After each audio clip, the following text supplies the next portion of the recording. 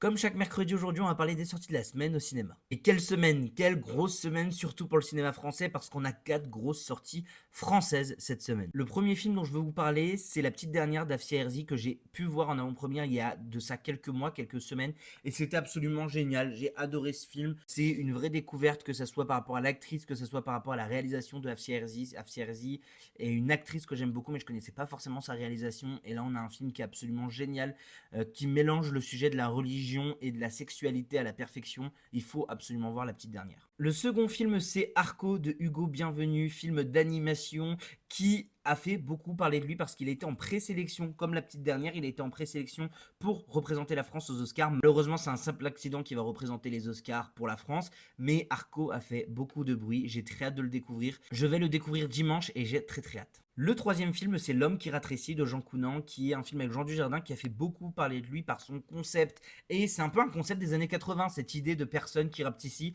J'ai très hâte de voir ce que ça donne. Le concept me plaît énormément. Je vais le découvrir, je pense, demain soir au cinéma. Les retours sont plutôt mitigés. J'ai vu des choses positives, des choses négatives.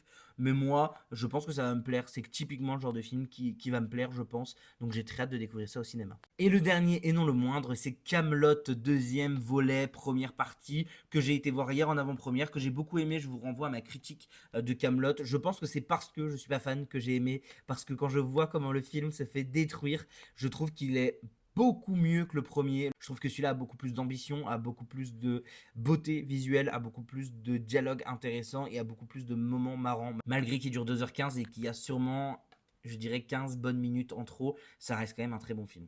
Voilà, plein de grosses sorties. En plus de ça, moi je dois aller rattraper Deux Pianos que j'ai toujours pas vu. Je dois aller rattraper Oui de Navid Lapide qui sort enfin dans mon cinéma, donc ça j'ai très hâte. Enfin bref, plein de choses à rattraper cette semaine au cinéma.